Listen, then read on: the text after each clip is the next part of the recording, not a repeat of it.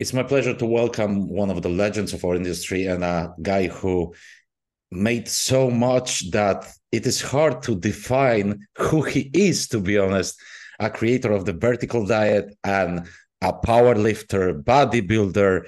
Uh, you work with so many great athletes. And how would you describe yourself to the audience? Because it's really hard to call you by one profession. Yeah, thank you. I've been having a hard time trying to define that for myself, to be honest with you. More so than anything, currently, I'm coaching. I've obviously I draw on experience from over 30 years of studying exercise science in college, being a high school and collegiate coach, competing, being coached by great legends in the sport, collaborating with other fantastic athletes and academics. But more so than anything now, I'm just focusing on coaching. And I know I'm recognized for a lot of the famous athletes I coach, but to be honest, the vast majority of my clients are just dad bods and soccer moms, people looking to lose weight and feel great. And that's where I spend most of my time now, just trying to pass along a lot of the lessons that I learned throughout my career. I've recognized maybe gonna kind of sound weird, but some people use the fact that you're working with some clients to get some kind of recognition, to get some voice to the channel because, oh, he's working with this and that.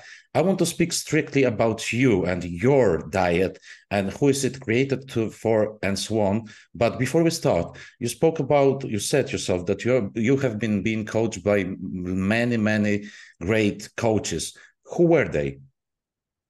Wow, if I can even remember them all. Obviously, people recall that I spent a long time working with Flex Wheeler, who's still a close friend of mine and lives down the street, and we still train now.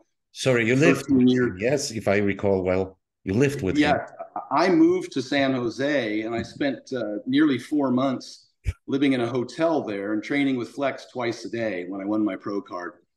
And then I packed up my stuff and I moved to Sacramento, and I spent 3 months there training with Mark Bell, another great coach, a legend in the industry for powerlifting. And in between there, I flew out to Chicago and I worked with Eddie Cohn, who's still a longtime friend of mine.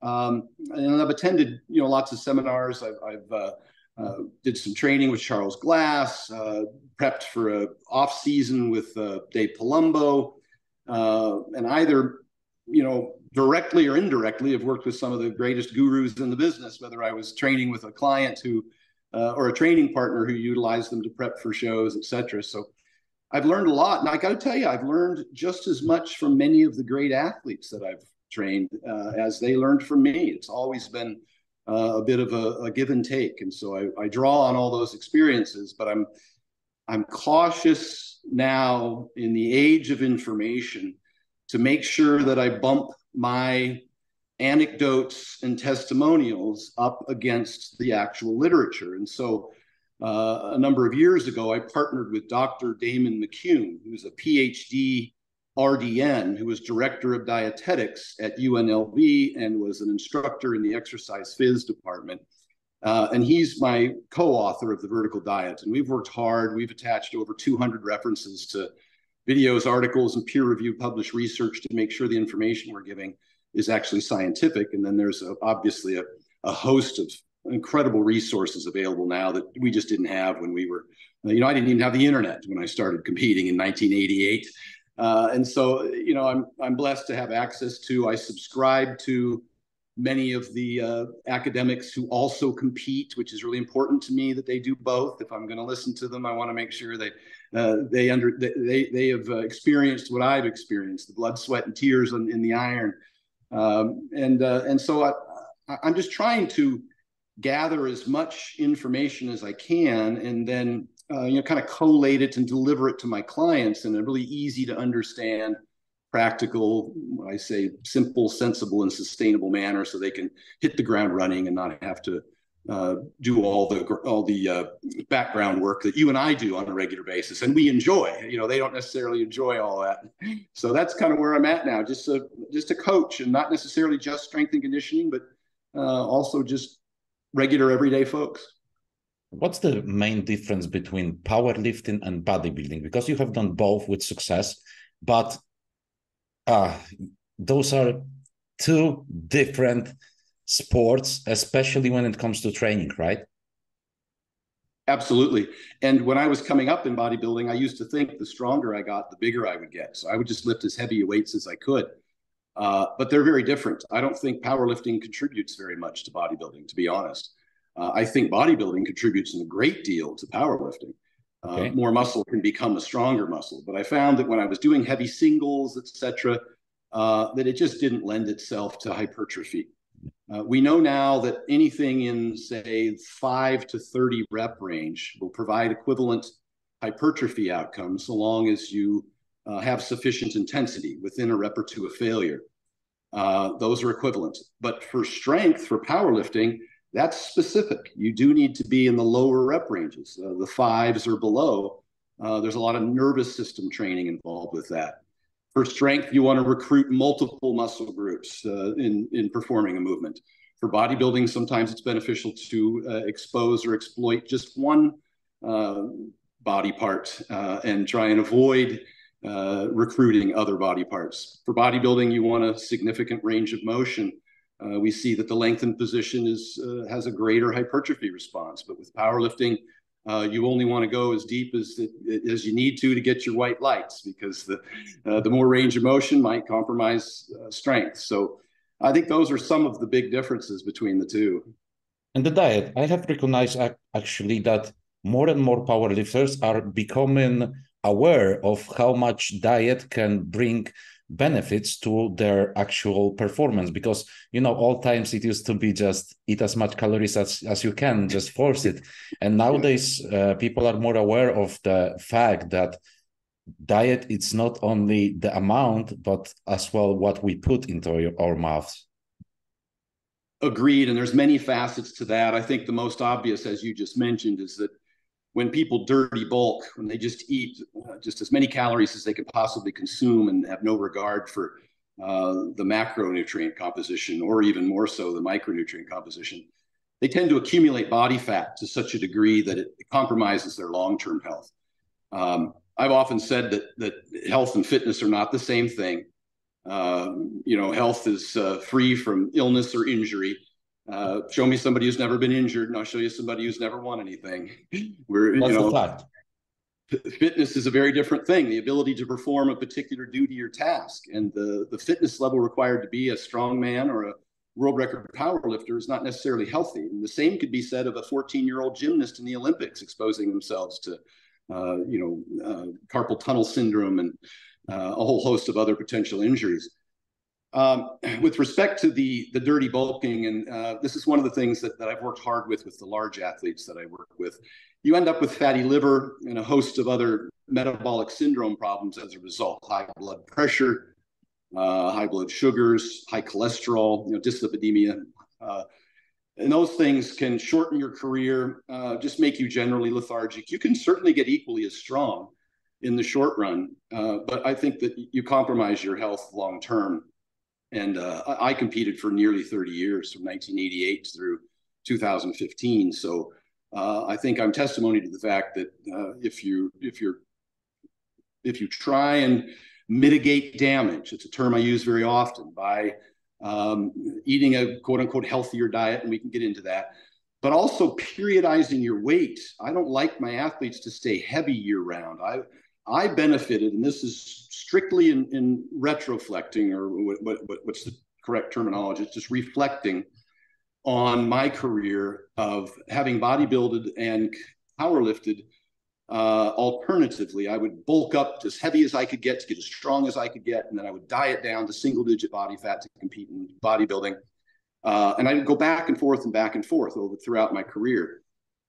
Come to find out all these many decades later that Eddie Cohn did a similar thing. He would compete in powerlifting twice a year, and then he would do bodybuilding in between the powerlifting meets, during which time he was doing higher volume, more reps, more sets, a greater variety of training, increased cardiovascular exposure. It's the GPP. We always talk about the general physical preparedness. It's good to have a base, a foundation of good cardiovascular fitness to support the strength. I just did that purely by mistake, I guess. I don't think I planned it that way. It's because I wanted to compete in both sports. And now looking back, reflecting on all those years, I make the same advice to my clients, not necessarily dieting down to compete in a bodybuilding show, but dropping enough weight, which would be around 7% of your body weight, to repair your liver. That seems to be a sufficient amount to reduce about 95% of fatty liver as tested with biopsy. So 7%. So the first thing I did with Hofthor when he was 440 pounds is I brought him down to 395. He was experiencing some of those same issues, as would be expected of any large athlete. And in doing so, we improved his biomarkers. We did blood testing and found that he generally improved his overall health. Blood pressure, blood sugars, lipids, blood thickness, a whole host of different biomarkers that we tested.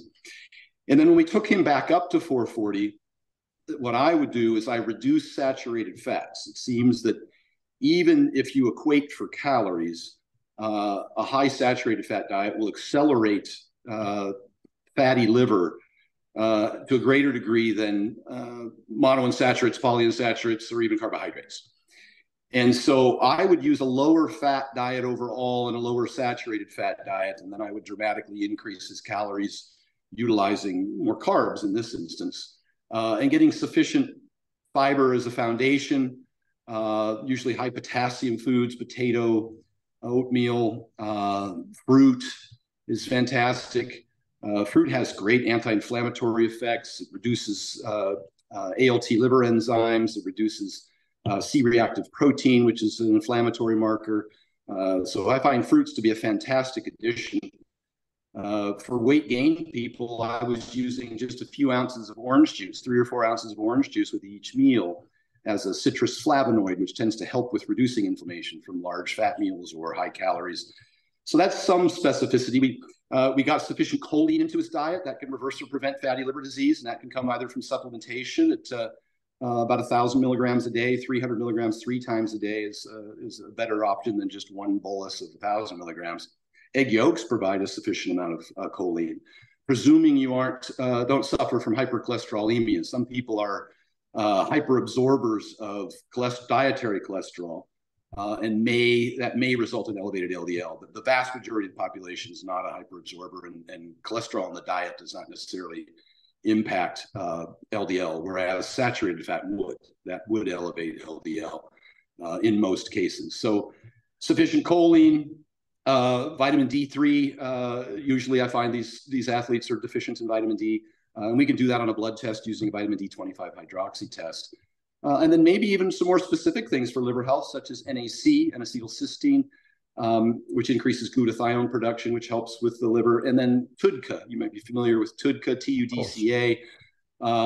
Is very effective in reducing inflammation in the liver and allowing the bile then to escape the liver, and as is intended, the bile will bind or carry cholesterol out of the system. So those are all strategies that we use. Adding a CPAP, of course, to reduce blood pressure and improve insulin sensitivity.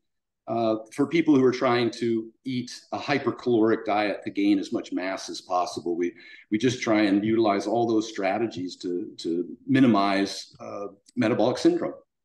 As you said, and those are wisest words that someone could use when it comes to the professional athlete. Mitigate the risk, because risk is going to happen anyway. We're speaking about the athletes who are going to break every record that they want, that they have in their head, breaking every record possible. So they have to break the boundaries. But in coaches' hands, it's to mitigate those risks and then to come and get as healthy as possible, as fast as possible. What does it mean to be a coach? Because it's not only about, prescribing a diet and so on. Often it as well correlates to being a psychologist, being someone who can, smack someone in the back of the head to say, hey, get your mind straight and go to the work. What does it mean to be a coach when it comes to athletes, and then when it comes to someone who is just, trying to get fit? Because there is quite large difference when it comes to those two individuals. I'm smiling because that's very insightful of you. You've been through it. You understand it. Athletes and general population are two totally different people in terms of coaching. Athletes, I find a couple of things. One, of course, they're easier to train in terms of compliance. They tend to be the most genetically gifted. They're the hardest working. They're the most consistent. They're driven to a particular goal. And they'll generally, if they trust you, they'll do what you ask them to do. The hardest part about coaching an athlete is they get distracted by what I call the shiny object syndrome. They're constantly looking around to see ways to optimize their performance. And oftentimes it's a distraction because they get, I don't know, they fall into things that just don't have any evidence that they work. Sorry to interrupt you, but do you think that's because of today's social media era where information is it's just oversunk with information, and most of this info is just bollocks? 100% agreed. It's because there's just too much information. And we tend to want to copy what other athletes do, not knowing whether or not what they're doing actually contributes to their success. A lot of people are successful in spite of themselves. And a lot of things that people do can be largely just because they've always done it, not necessarily because there's any evidence that it provides a performance benefit in the greater population. The only time that's a problem is if it takes away from time that could be better spent doing something that was beneficial. More recently, I just did a podcast where I talked about the fact that stretching does not improve performance, and it can actually be hindering performance. It doesn't reduce injury risk, and it doesn't aid in recovery from training. And that's not to say that people can't stretch if they want to stretch. It feels good. Maybe it's something they've always done. You can get equivalent flexibility results out of just training through a full range of motion. So again, I don't see any benefit there.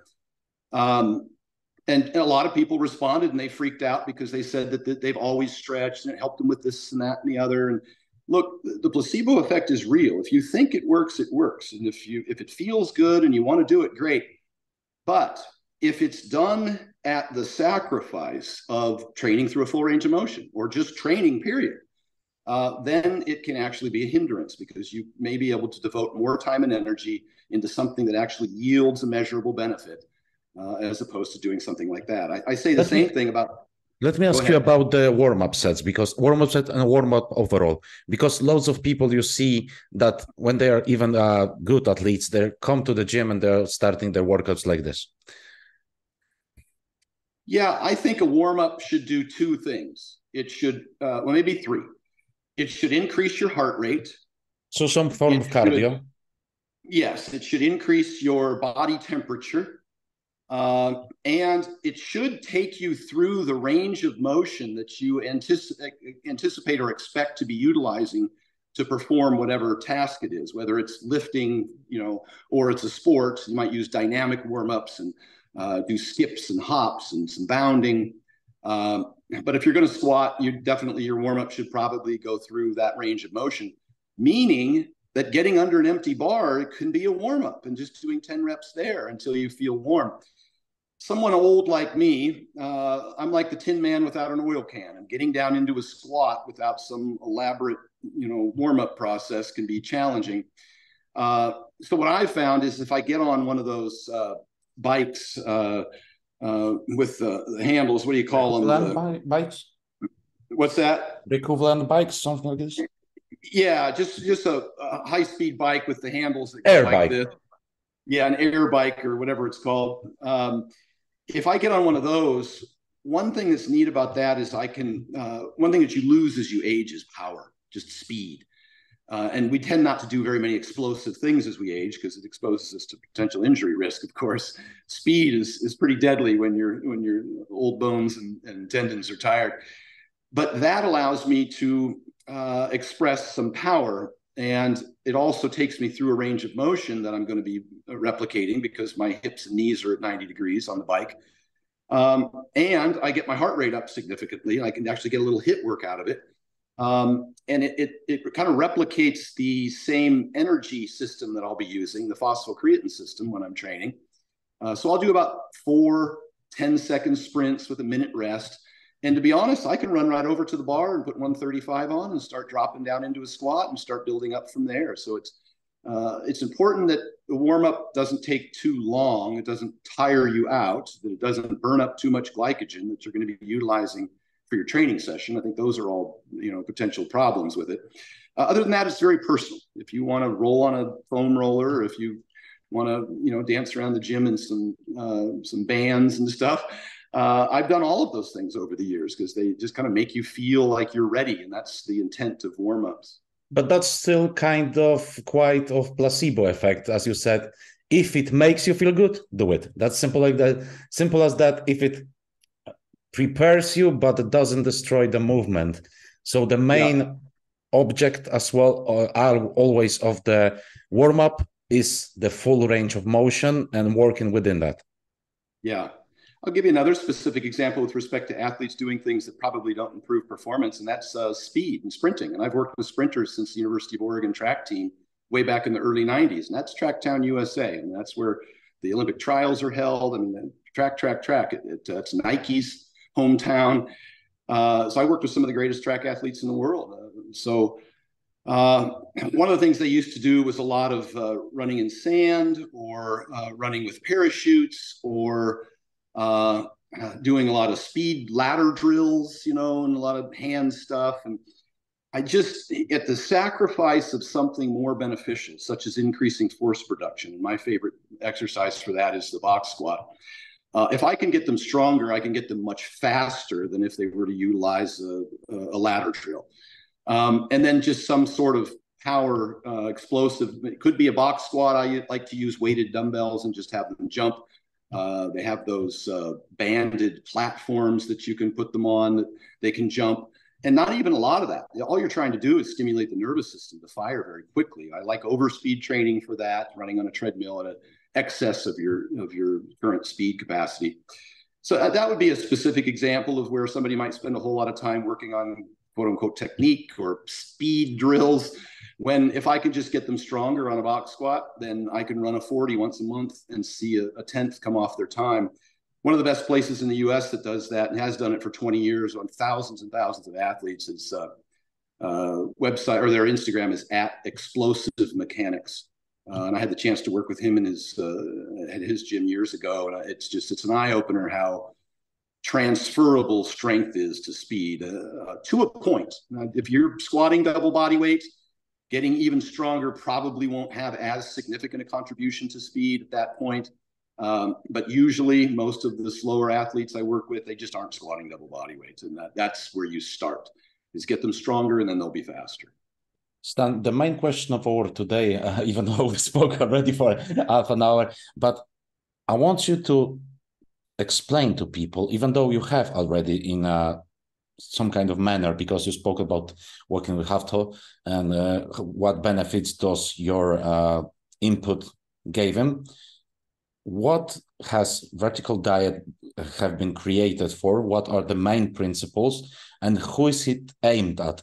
Can everyone use it? Should everyone use it? And why in your eyes? Because if you promote it, then in your eyes, it's the best way of possibly for many people to live their life as a lifestyle. Because every diet, I don't like even to call it a diet, it's a style of your eating habits.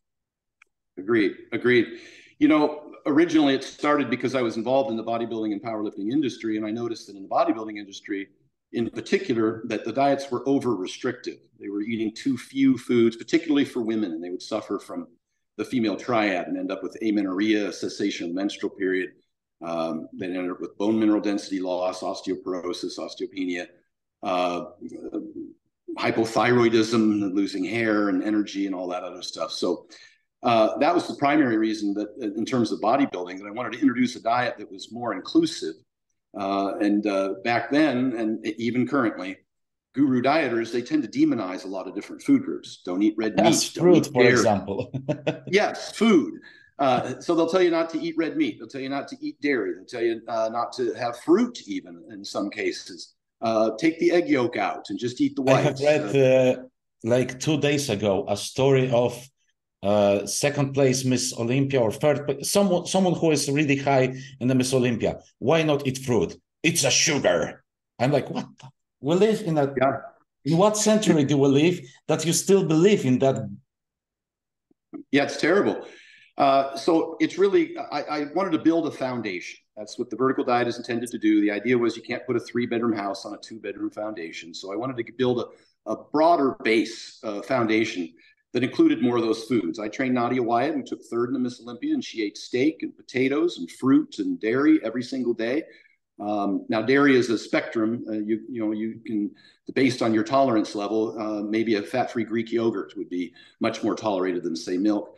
And has an enormous amount of benefits for digestion. We're seeing from the Sonnenberg trials out of Stanford that fermented foods, yogurt in particular, along with say kimchi and kefir and those have extraordinary benefits on the gut microbiome for 100% of the participants. Whereas increased fiber intake, some people responded poorly because they had a compromised microbiome to begin with, and that's been my experience over the years with women in particular who are excluding foods. They end up having a more and more restricted microbiome, and so they respond poorly, bloating, gas, IBS, when they eat a variety of foods that they just don't have the microbiota, the microorganisms to digest. And so that was kind of one of the reasons I introduced the vertical diet, was to say, hey, it's calories are king, get sufficient protein, and then focus on getting. I have to interrupt you because there is a war always about the protein. How much is sufficient for a female and a male? And let's say for someone on the supplementation and without it. Yeah, well, but it seems to be similar between male and female. And this is mostly from Schoenfeld's work and others, is that about 1.6 grams of protein per kilogram is sufficient. Yes, that's sufficient to build muscle and to support training and to not lose muscle tissue when dieting. You might go a little higher, 2 to 2.2 grams or even 2.4 grams per pound of I hate to say body weight because sometimes people have a significant amount of body fat. So you might want to use lean weight or goal weight so that you're not kind of, I don't want to use the word over consuming protein, but just getting in too many unnecessary calories to try and achieve 2 grams of protein per pound of body weight. When 30 pounds of that might be fat, it's unnecessary. You're not feeding the body weight, you're feeding the muscle. But I also keep that protein elevated to 2.2 grams per kilo for satiety and for the thermic effect of food. It keeps people fuller longer, and they can eat more calories but net out fewer, because the thermic effect of food suggests that you only net out about 70 calories of every 100 calories of protein that you consume. So those are reasons why I would purposely elevate protein, even though it might not contribute to adding any more lean body mass. It would provide you those other benefits. And if you're on performance enhancing drugs, you actually could utilize less protein because it increases nitrogen retention. Okay. And so, you just become more efficient at utilizing protein. We see this in elderly populations with what's called anabolic resistance. They tend to need more protein because they don't digest and absorb it well, and they are unable to trigger muscle protein synthesis as efficiently. And so as you age, you might need more protein for that very reason. We think part of that's because of the decrease in lean body mass and a decrease in resistance training. But some of it's simply because as you age, you become less efficient at digesting protein. So we increase protein for those folks. But that's my general recommendation. International Society of Sports Nutrition also adds another layer to that. They say you're best off getting evenly spaced protein distribution throughout the day. They recommend as many as 4 meals a day to optimize performance because there's no mechanism to store protein in the body. And so if you don't have protein available, you're not going to lose 10 pounds of muscle, but it's not optimal to have long extended periods of fasting. It's another reason why they recommend eating breakfast with a high protein when you wake up in the morning, as opposed to waiting, because that's your longest fasting period. And it's when you want to start your muscle protein synthesis as soon as possible. So coming back to your diet, what are the main benefits when it comes to the overall population? And you have already spoke about the sportsmen, but what are the things that you have noticed mostly when it comes to the bodybuilding scene? Because you have said already that too many people just, eat like three staple bodybuilding meals, foods, which is chicken, rice, and broccoli. But what are more benefits? Because you have already mentioned as well the inflammation, and bodybuilders are overly inflamed, so to speak. Yeah, generally speaking, the more diverse foods, particularly a variety of protein sources, I mentioned the egg yolk, choline, biotin. Biotin's for skin, hair, and nails. It's something very important for women in particular. Red meat, again, the iron, the zinc, the B vitamins, the B12. Those are things that women typically suffer from anemia when they're on restrictive diets and they're training hard, and of course with the menstrual period. And so that helps aid with that. We talked about the fruits and their anti-inflammatory benefits. And then just the diversity of the microbiome in general. More fruits and vegetables can help you digest foods better. They reduce inflammation. They improve, I think your immune system is a huge one. So you just don't get sick as often. So that's big. So we're down to micronutrients then by selecting this variety of foods. And one of them, the foundation of the carbohydrates that I add, and we'll go to carbs now, because we talked about calories, we talked about protein. It's important to get sufficient fats, maybe 20% of your total calories, just so for your hormones and sleep, etc. You don't want to totally eliminate them. But fats in excess of that which you need for health don't lend themselves to performance for an anaerobic athlete. Sports performance, lifting weights, playing football or volleyball or any sport that's anaerobic. And so one of the big things about the vertical diet is I've always been a big proponent of carbohydrates, particularly as it applies to that training bout. It's very important that that training stimulus is sufficient to elicit a response. And so I focus on that very heavily. Like I mentioned with Nadia Wyatt, I wanted to make sure that her intensity in the gym maintained itself as long as possible so we can hold on to as much muscle as possible. And people do these keto diets, and there's nothing wrong with the keto diet in terms of if it satiates you and you're able to lose weight on it, but it's not optimal for performance in the anaerobic environment. And so I've always introduced carbohydrates, which are commonly demonized in the diet industry because of the false claims about the insulin hypothesis, suggesting that if you eat anything with, eat a grape, your insulin's going to spike and you're going to retain or gain fat. It's just not true. We have multiple studies, the largest one being the Diet Fits trial out of Stanford, showing on over 600 people for a year, whether you're low carb or high carb. It just doesn't matter. As long as you're in a calorie deficit, you'll lose weight. And so I utilize carbohydrates for performance in particular. The foundation of those carbohydrates are high potassium carbohydrates, a potato, fruit. It's hard to get 4,700 milligrams of potassium a day. You have to be deliberate about it. And so plenty of fruit, yogurt, and the potato can generally get you there. And then, additional fruits and vegetables as needed. Once your total calories are satisfied, which generally can occur with just those fruits and vegetables that I mentioned, a big athlete who needs a lot more calories, somebody who's training twice a day, maybe a football player or a strongman, then I start throwing in more easy to digest carbohydrates so you don't get bloated. Eating tons of bread or tons of pasta can fill you up and bloat you for many hours and make it harder for you to consume enough calories, which becomes a priority for strongmen and linemen in football and powerlifters. And so that's when I start introducing things like white rice. I might substitute ground beef in place of steak. I might substitute orange juice in substitution of oranges. I might time the potato to be at dinner time because they tend to satiate you for a long time. I make little moves like that. I add bone broth to the monster mash that many people have heard of, just to make it easier, mechanically speaking, just to spoon more food into your mouth and to be able to digest it faster and eat again sooner. I'll sprinkle a little bit of dextrose on the rice, not to drive calories, but to increase saliva and amylase and just make it easier to swallow larger quantities of food and for it to digest faster and so you could eat again sooner. So depending on whether you're losing weight or gaining weight, I have different strategies for satiety or lack thereof. One last question, because you have spoke about what is allowed on the diet, what is a totally no-no? Well, I've evolved in that.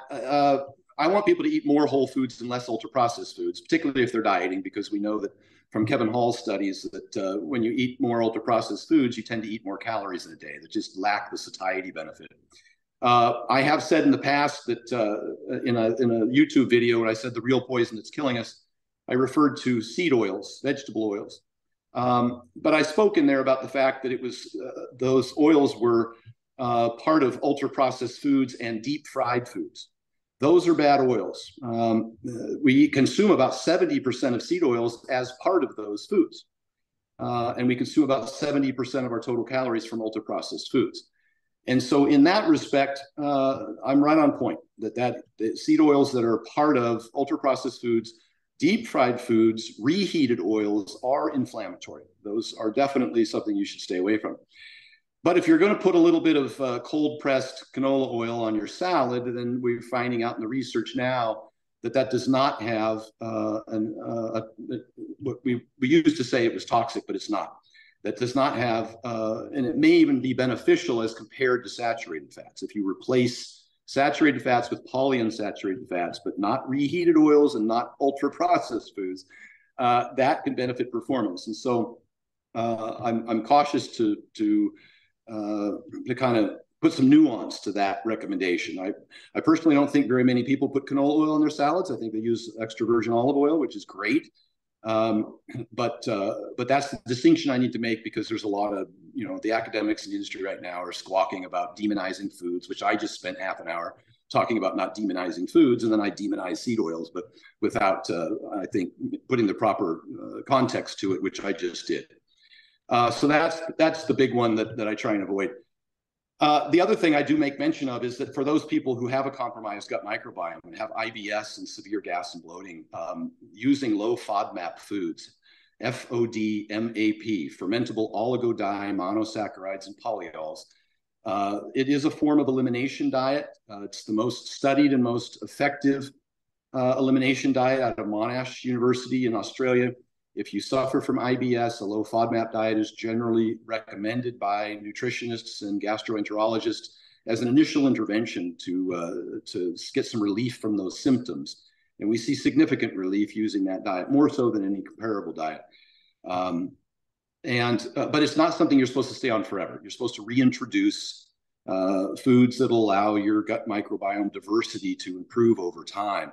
And so I do make awareness that that is available. I do pick from that menu for weight gain because, as mentioned, certain foods, lots and lots of bread, lots and lots of pasta, can bloat you and cause more gas than others. And so once I've satisfied the foundation, then I might introduce low FODMAP foods preferentially to help people be able to eat more food. But that's the only other restriction that I would introduce in those particular circumstances. Thank you, Stan, for the lesson, because that's how I have to call this podcast. And how can people contact you when it comes to coaching and so on? Yeah, everything's stanefferding.com is my website. I have a nationwide meal prep company in the US where I send Monster Mash to people's doors all over the country, in addition to about 50 other meals. At stanefferding.com, I have online coaching. My Instagram's at Stan Efferding, and my YouTube, I have a series of rants that I did some years back that are still pretty fun. They're intended to be short, informational, and educational and entertaining. Is Stan Efferding. My YouTube is Stan Efferding, so there's still some great information on there. Thank you so much for taking your time, and speak to you soon. Thank you. Thank you, brother. Appreciate you having me. Something went wrong with my microphone. Can you hear me? I can hear you. Okay. I can hear you. Yeah, thank you for joining, and thank you for taking your time, because I know how busy you are, and see you soon. Thank you, brother.